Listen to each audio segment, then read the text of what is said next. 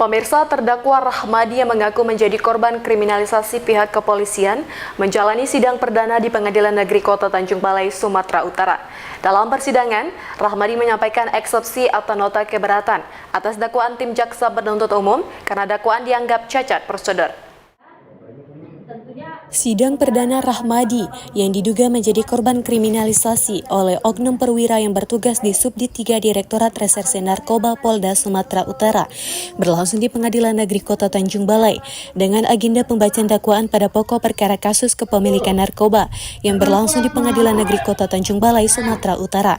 Melalui tim kuasa hukumnya Thomas Tarigan, terdakwa Rahmadi menyampaikan eksepsi atau nota keberatan atas dakwaan tim jaksa penuntut umum di Pengadilan Negeri Kota Tanjung Balai pada hari Kamis kemarin. Sidang perdana dengan nomor perkara 180 Pitsus 2025, Pengadilan Negeri Kota Tanjung Balai itu dipimpin oleh Wakil Ketua Pengadilan Negeri Kota Tanjung Balai Carolina Sylvia Sitopo yang berjalan cukup singkat dan terbuka untuk umum. Eksepsi itu diajukan pada tahap awal persidangan atau sebelum masuk pada pemeriksaan pokok perkara karena dinilai dakwaan jaksa terhadap kliennya cacat prosedur.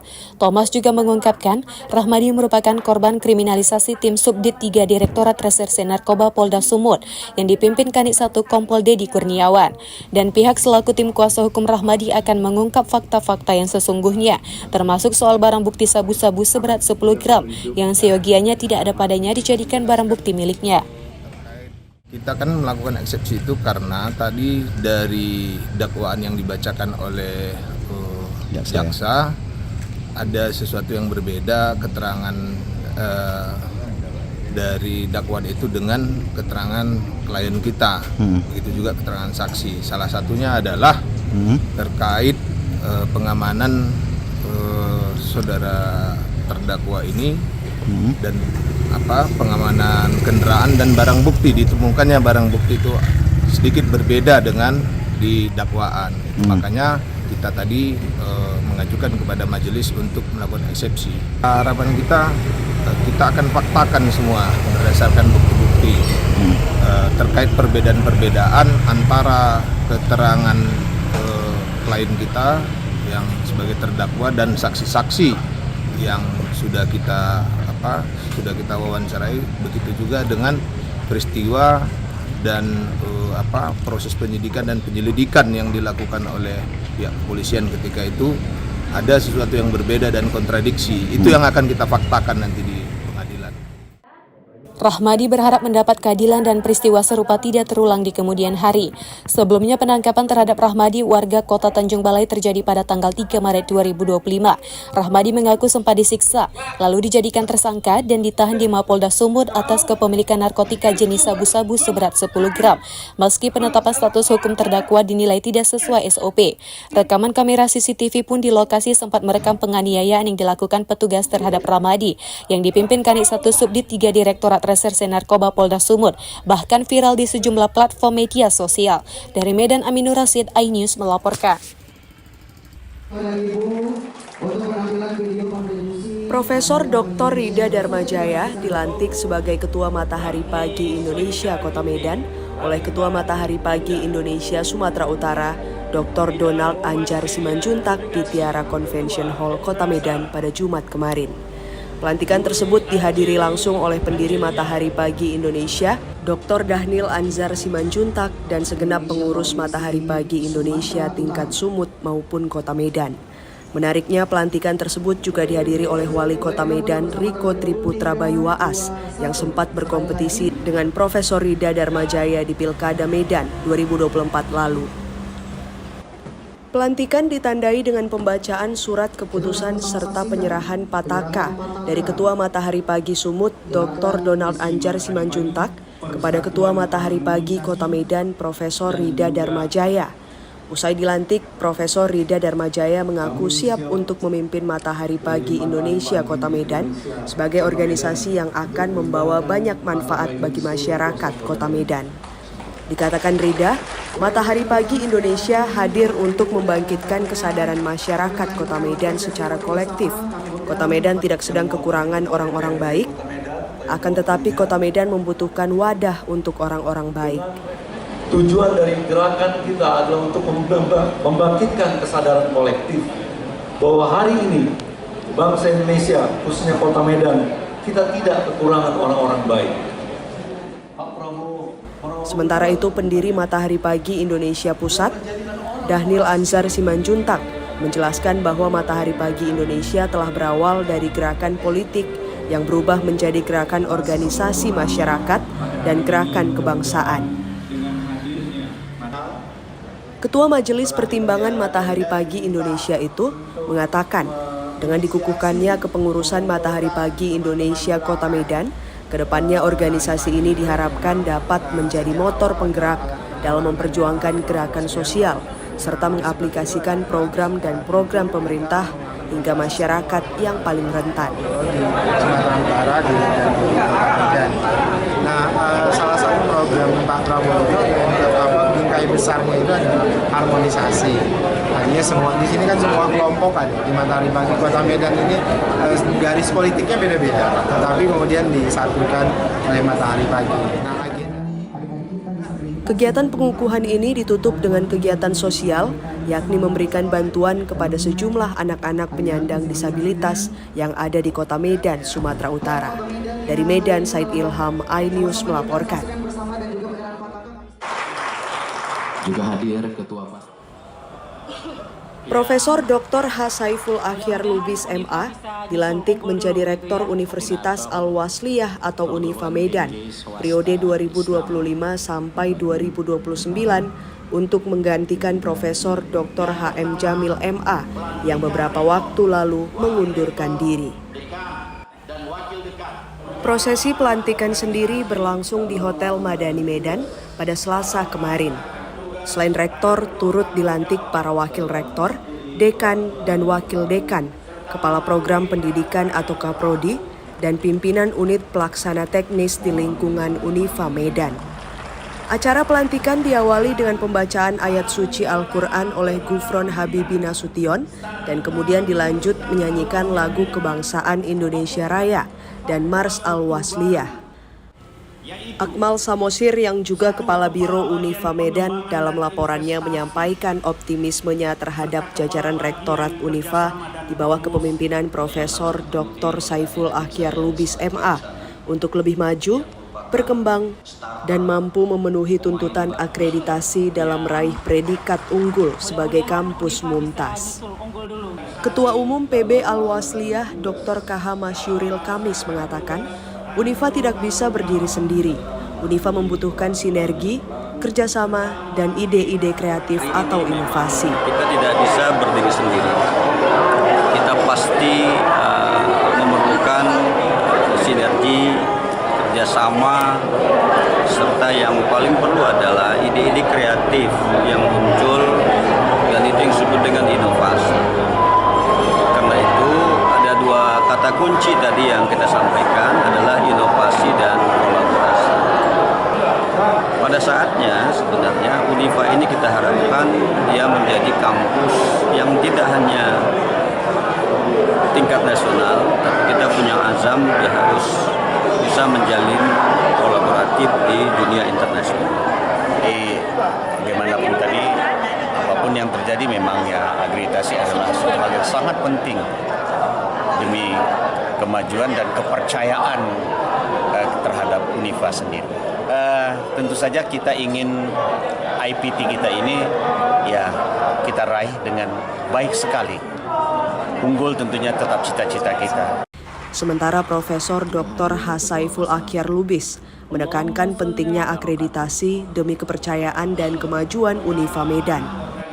Pelantikan Rektor Unifa Medan periode 2025 sampai 2029 ini juga dihadiri oleh Ketua Kopertis Wilayah 9 Sumatera Utara, Profesor Dr. Nurhayati MAG, dan Ketua LL Dikti Wilayah 1, Dr. Saiful Anwar Matondang, dan Rektor UIN Sumut.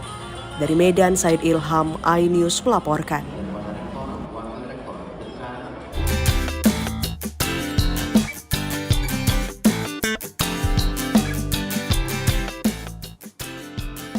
Makanan tradisional wajik khas Jawa Tengah identik dengan bahan dasar beras ketan, santan, dan kelapa. Namun tahukah Anda, kudapan serupa juga dapat Anda temui di Labuhan Batu Selatan, Sumatera Utara. Bedanya di sini wajik dimodifikasi dengan bahan dasar brondolan atau kelapa sawit. Untuk pengolahan makanan ini dibutuhkan gula, pulut hitam dan putih, ragi dan tentu saja beras ketan, serta brondolan kelapa sawit sebagai bahan utamanya. Dari 10 kg sawit yang diolah menjadi inti sawit bersama bahan lainnya, dihasilkan 3 kg wajik yang dikemas menjadi 30 cup dengan harga jual Rp15.000 per cupnya. Kebetulan juga kabupaten kita ini mayoritas penghasilannya dari kelapa sawit, Bang. Jadi itulah kita cetuskan untuk membuat wajik kelapa sawit ini. Selain di wilayah Labuan Batu Selatan, wajik dari kelapa sawit ini juga dipasarkan ke berbagai kota besar dan media sosial. Jadi, bagaimana pemirsa? Anda tertarik mencoba wajik berbahan kelapa sawit? Dari Labuan Batu Selatan, Sumatera Utara, Randi Kurniawan, iNews melaporkan.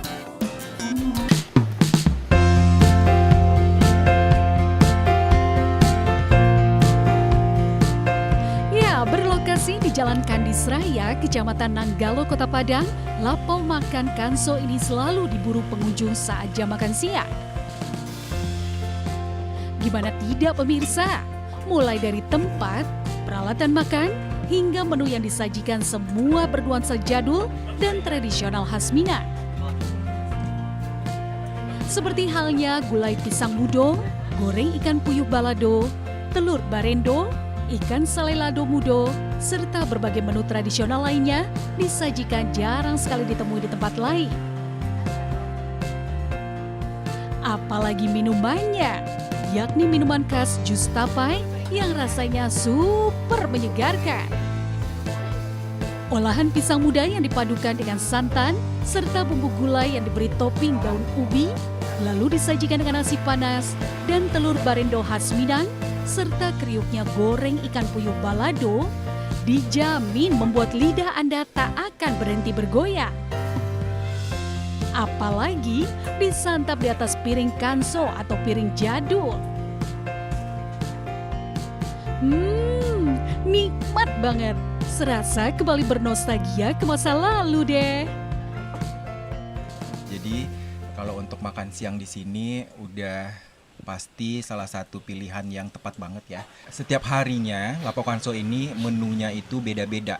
Jadi dia selalu upgrade menunya karena tidak monoton tiap hari itu saja. Tiap hari beda-beda. Sangat nikmat Bang. Sama apa jengkol. Ini kalau di Pakuano namanya nih gulai jengkol wuk namanya. Cuman kalau di sini spesifiknya kita kurang tahu. Cuman ini boleh dibilang menu-menu jadul Bang. Bagi yang belum pernah nyoba, kesini dah. Uniknya lagi di tempat ini setiap harinya disajikan menu yang berbeda dan tentunya jadul abis. Harganya pun relatif murah, dibanderol dari harga Rp15.000 hingga Rp30.000 saja per porsinya. Nah, jika Anda tengah berkunjung ke Kota Padang, tak ada salahnya untuk mampir di Lapo Makan Kanso ini, dijamin ajaib. Dari Padang, Sumatera Barat, Budi Sunandar, iNews melaporkan.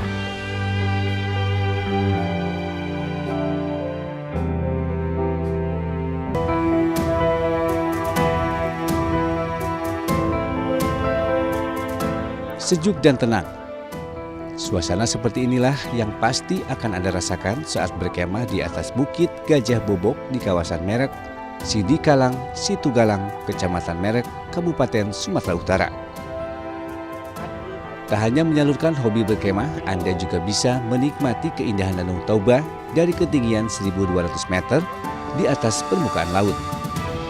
Disebut sebagai Gajah Bobok karena permukiman ini menyerupai kepala gajah yang sedang tertidur dengan belalai yang memanjang hingga menyentuh perairan Danau Toba. Di keindahan Danau Toba dari ketinggian, Anda juga bisa mencoba olahraga para layang dengan terbang setinggi 700 meter di atas Danau Toba. Untuk itu, Anda cukup membayar Rp800.000 hingga Rp1.000.000. Kalau saya pribadi karena saya hidup di pinggir pantai atau di pinggir laut, jadi udah bosan nengok laut. Jadi sesekali ingin menghabiskan waktu di pinggir hutan di pinggir gunung ini untuk menikmati indahnya Danau Toba. Untuk masuk ke Bukit Gajah Bobo, pengunjung dikenai biaya retribusi sebesar Rp10.000 dan sudah termasuk bebas biaya parkir.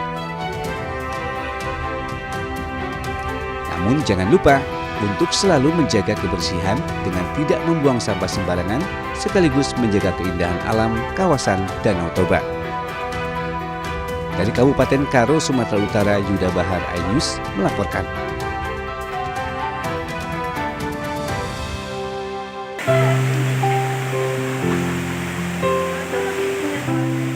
Seperti inilah pesona air terjun Bayangsani.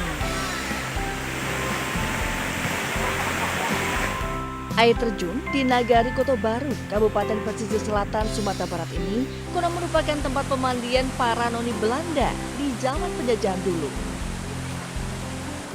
Keindahan air terjun dengan ketinggian 80 meter dan lebar 50 meter ini memukau setiap mata pengunjung yang datang ke lokasi. Selain itu, airnya yang jernih dan masih alami membuat kawasan wisata ini menjadi salah satu destinasi wisata favorit di Kabupaten Pesisir Selatan. Uniknya, air terjun ini semakin cantik jika dikunjungi di saat hujan. Menurut saya pemandangannya cukup bagus, airnya dingin oke lah. Jernih. Indah atau gimana? Indah sekali Pak, pemandangannya bagus, keren.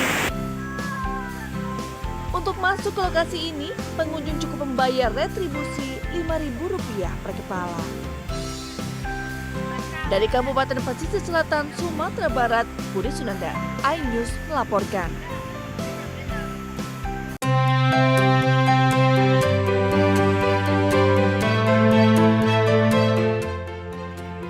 Pisang bakar sepertinya sudah biasa. Nah, di Jalan Kiai Haji Ahmad Dahlan, Kota Solok, Sumatera Barat, ada kuliner pisang bakar yang disajikan dengan kuah santan dan roti gabin. Bahkan, kuliner pisang bakar santan gabin ini menjadi salah satu menu favorit bagi kalangan anak muda hingga orang tua. Pertama, bakar pisang Ambon bersama kulitnya, lalu siram air sedikit agar tidak terlalu gosong. Setelah dirasa cukup matang, taburi pisang dengan keju dan susu kental manis. Terakhir, siram kuah santan dan tambahkan roti gabin. Rasa manisnya pisang dan gurihnya kuah santan kelapa dan keju dijamin membuat ketagihan. Pisang bakar santan, Bang. Khas daerah mana ini, Bang? Bukit Tinggi. Daerah Bukit Tinggi ya? Ya. Ini apa aja isinya, Bang? Pakai keju, santan, susu sama keju. Harganya berapa, Bang? Satu porsinya 12.000, Bang. 11.000. 12.000. 12.000 ya. Ini pisangnya ada pisang khusus atau gimana? Ada pisang khusus, nama pisangnya pisang Ambon. Pisang Ambon ya? Ya. Rasanya enak dan lezat. Kejunya juga terasa sama pisangnya tuh lembut. Pokoknya maknyos lah. Untuk harganya gimana? Harganya mulai dari 12.000, bisa untuk harganya terjangkau untuk biaya anak sekolahan, anak kuliahan dan lain-lain lah. Harganya lumayan murah. Dalam seharinya, pisang bakar santan gabin ini bisa ludes hingga 500 porsi. Untuk satu porsinya dijual seharga Rp12.000. Dari Kota Solok, Sumatera Barat, Budi Sunandar, iNews melaporkan.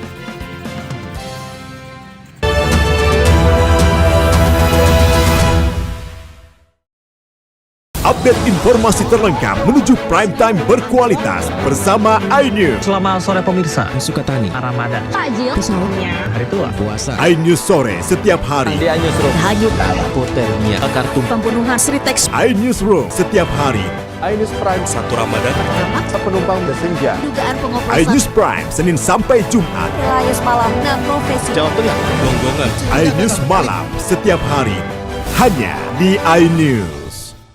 Kami menghadirkan beragam informasi menarik dan terkini terkait kebijakan hingga kegiatan para pemimpin bangsa dari Presiden, Wakil Presiden hingga Kabinet Merah Putih. Pemimpin Rakyat, Senin hingga Jumat, pukul 12:30 siang. Update informasi terlengkap menuju prime time berkualitas bersama iNews. Selamat sore pemirsa, Sukatani, Ramadan, Takjil, pesawatnya, hari tua, keluarga, negara, puasa, masjid Intas, Silatin Listrik, Jaya Ancol, di Garuda. iNews sore setiap hari. Selamat datang di iNewsroom. Korban hanyut, warga panik, puluhan rumah Hipotermia, akar tumpukan, pembunuhan, Pertamina membantah, PT Sritex memenangkan warga. Skema oplosan tuh nggak ada. iNewsroom setiap hari. Inilah iNews Prime 1 Ramadan. Sholat tarawih perdana pertama Sejumlah penumpang bersenja. dan pilot Menyakitkan pengoplosan harus tinggal dunia. 5 dekade. iNews Prime Senin sampai Jumat. Nilai malam 1 Maret 6 profesi guru Polda Jawa Tengah. Dan penggelonggongan sehingga gagal menyalip Rp2.000 sholat tarawih Forum and Kernas anak Israel. iNews malam setiap hari. Hanya di iNews. The Great Prime Time. Yang akan kita hadapi. Kita jadi masalahnya harus Anda kalau nggak percaya. Rakyat bersuara. Topik ini yang bermasalah. Tabur aja dulu. Kegelisahan. Bukan nasionalisme kalian. The Prime Show. Pergantian lambat. Aku belum tidak ngomong juga. Interupsi. Prioritas. Respon mereka semuanya. 30 menit bersama Kabinet Merah Putih. Only on iNews. Suara tak layak dibungkam. Intelektualitas perlu diuji. Integritas butuh konsistensi demi demokrasi yang hakiki.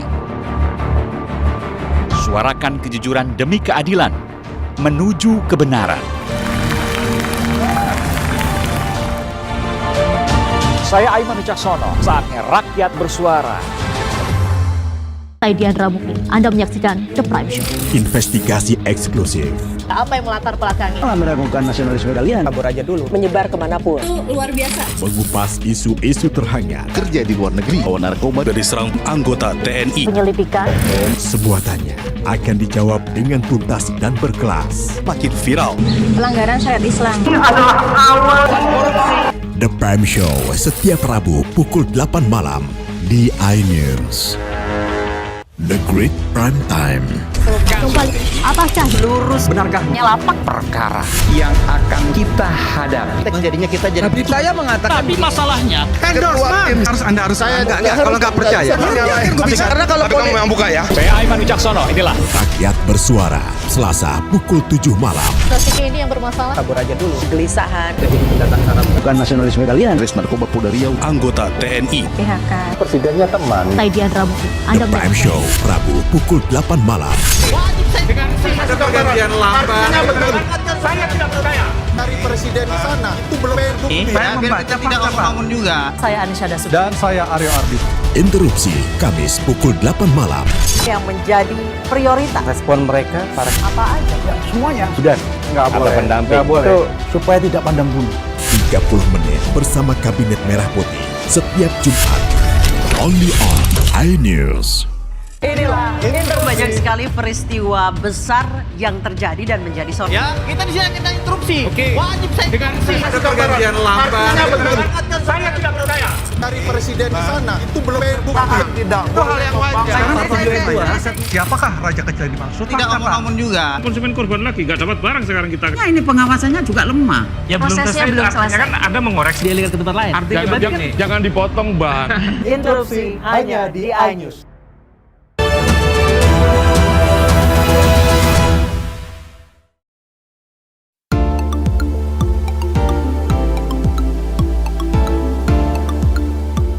Resep pindang merupakan masakan khas Palembang yang cukup populer dan digandrungi banyak orang.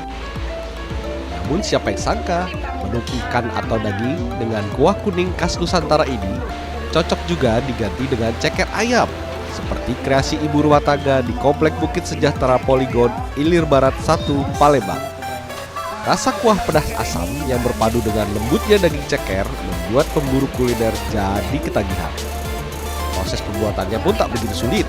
Awalnya, ceker yang telah dicuci bersih direbus hingga empuk. Selanjutnya, ulek semua bumbu yang sudah disiapkan hingga halus. Lalu campur dan rebus kembali dengan ceker hingga mendidih. Dan pindang ceker pun siap disantap dengan nasi putih. Pindang ceker. Gimana rasanya? Gurih, enak, rempah-rempahnya tuh terasa banget di mulut. Tulangnya juga lembut, nggak amis. Terus cekernya gimana berpadu dengan kuah tadi?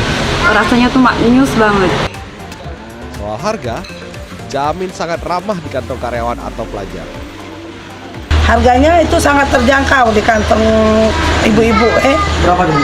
Ibu-ibu karyawan itu mulai dari 10.000. 10.000 kalau sudah sama nasi itu lengkap sama lalapan dan rebusan itu hanya 15.000. Nah, bagaimana pemirsa? Jika ke Palembang, jangan lupa mencicipi menu yang satu ini, atau Anda bisa membuatnya sendiri di rumah ya. Dari Palembang, Sumatera Selatan, Bambang Irawan, iNews melaporkan.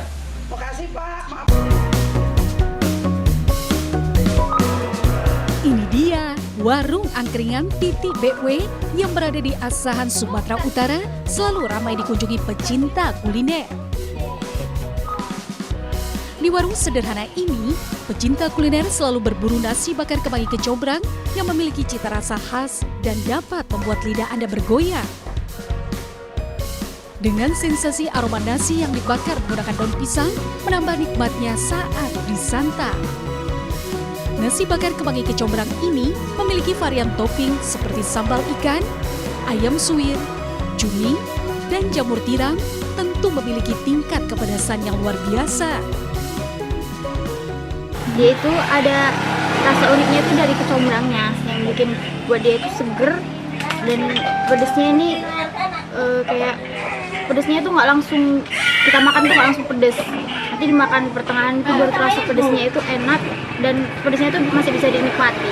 Menu favorit di angkringan Titi BW ini ada nasi bakar daun kemangi yang pakai daun kemangi, jadi itu rasanya agak unik gimana gitu. Ada berapa isian sih Mbak untuk Ada 4 varian rasa sih kalau dibilang, ada ayam suwir kemangi, ayam jamur, ada teri kecombrang sama cumi kecombrang. Ini langsung dibakar, dipesan langsung dibakar. Kalau ada yang pesen, begitu pesen langsung dibakar, jadi dia makannya hangat-hangat. Wow, nikmat banget.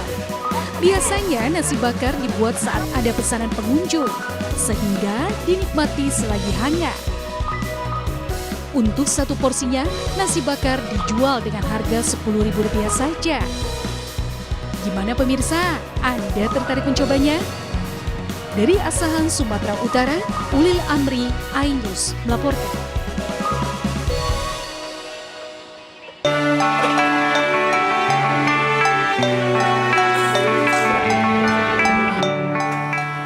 Berlokasi di kawasan Alai Para Kopi Padang Utara, warung nasi Sek Uniang ini tak pernah sepi pembeli. Menu andalannya tentu saja nasi sek atau nasi seribu kenyang. Kuliner unik ini disajikan bersama olahan ikan laut yang disebut gulai pangek masin atau gulai kuning khas Pariaman.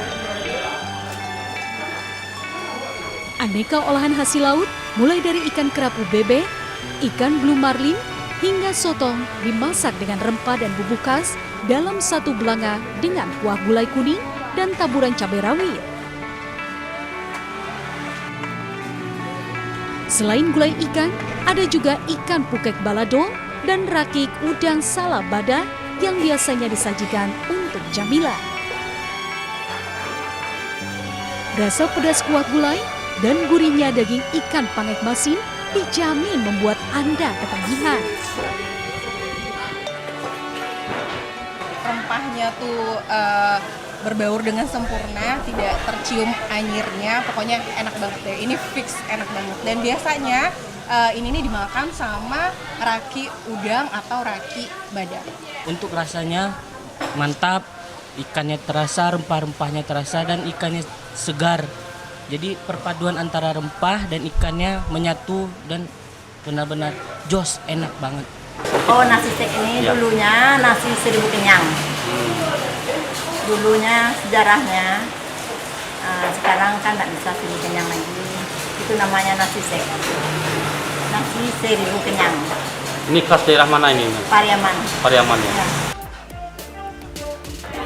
Untuk menikmati nasi sek dengan ragam olahannya, hanya dibanderol mulai Rp11.000 hingga Rp100.000 per porsinya, tergantung jenis ikan dan ukurannya. Dan sebagai penutup, segarnya es mangga kocok dan pokat kocok khas kedai Uniang semakin membuat pengunjung betah berlama-lama di sini. Dari Padang, Sumatera Barat, Budi Sunandar, iNews melaporkan.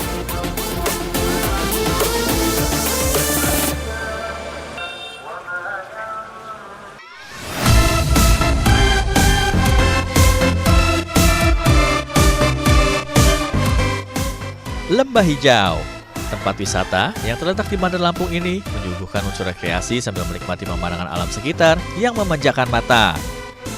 Ya, dinamakan Lembah Hijau karena bila dilihat dari atas ketinggian, tempat wisata seluas 30 hektar ini didominasi hamparan pohon rindang yang masih terjaga keasriannya. Meski dikenal dengan maskot gajah Sumatera dan harimau Sumatera, taman wisata ini juga memiliki 400 lebih satwa dari 62 jenis satwa eksotis yang ada. Membuat taman wisata ini ramai dikunjungi warga terutama di akhir pekan dan hari libur nasional. Dengan suasana sejuk, pengunjung bisa melihat cantiknya satwa-satwa eksotis secara jelas, bahkan dapat berinteraksi langsung dengan para satwa secara lebih natural layaknya di alam liar. Tadi sih sudah lihat burung, gajah, terus ngasih makan gajah juga, terus juga tadi ada lihat orangutan juga. Pokoknya menyenangkan liburan di sini. Karena menurut saya di sini sejuk banget tempatnya, terus ada taman satwa, ada waterboomnya di depan, jadi seru banget buat piknik sama keluarga. Pengunjung hanya dikenakan tarif sebesar Rp15.000 saja untuk masuk ke Taman Wisata Lembah Hijau. Sementara untuk paket terusan masuk Taman Satwa sebesar Rp50.000. Tak hanya itu, penyedia juga menyediakan paket sebesar Rp55.000 untuk menikmati semua wahana tempat wisata ikonik di Lampung itu.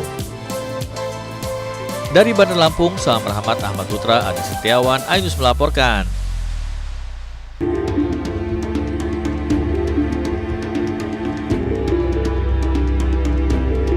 Hidden Gem, istilah yang pas untuk curug atau air terjun 3 tingkat yang indah ini. Air terjun di Desa Sukamulya, Kecamatan Sukau, memiliki ketinggian 30, 15, dan 5 meter. Pengunjung dapat berendam dan menikmati sejuknya air asli pegunungan. Suara gemercik air yang jatuh menambah kesan alami. Curug indah ini sangat cocok bagi Anda yang gemar menikmati petualangan alam. Untuk menuju air terjun yang berjarak 700 meter dari desa, pengunjung harus berjalan kaki melewati hijaunya persawahan dan perbukitan. Rasa lelah terbayar ketika Anda sampai di Curug Indah Pekon, Sukamulya. Ya, treknya lumayan lelah. Kita ngelewatin sungai, ngelewatin sawah, cuman nggak terlalu capek kan, karena pemandangan juga masih enak, ngeliatin sawah kanan kiri. Ini juga masih asri udaranya. Setelah nyampe sini, alhamdulillah terbayar. Bila Anda kemari, jangan lupa untuk membawa perbekalan dan air minum. Tapi jangan meninggalkan sampah ya. Kita jaga keindahan alam Indonesia tetap asri. Dari Lampung Barat, Enrico Ngantung, iNews melaporkan.